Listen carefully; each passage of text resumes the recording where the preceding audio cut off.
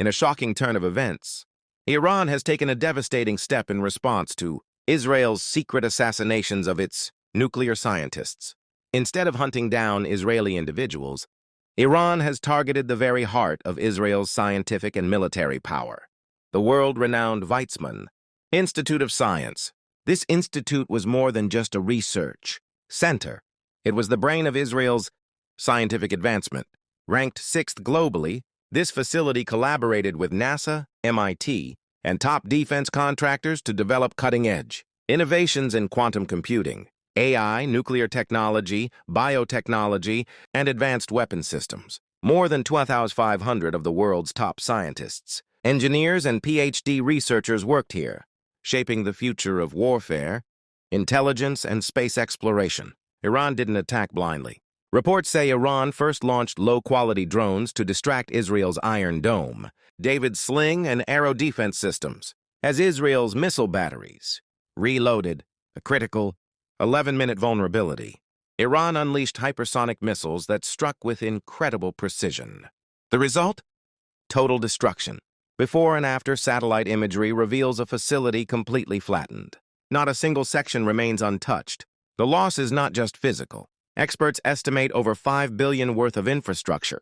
Lab equipment and intellectual property has been destroyed. Years, even decades of research have vanished. Israeli media reports say the strike set them back by 50 to 70 years in multiple domains. Confidential data, classified defense research, AI models, and quantum tech all gone in a single night. Some sources claim senior Israeli scientists were killed, their bodies still buried in rubble. While the Israeli government has not disclosed casualties, the nation's president visited the site and reportedly said, "We've lost generations of progress."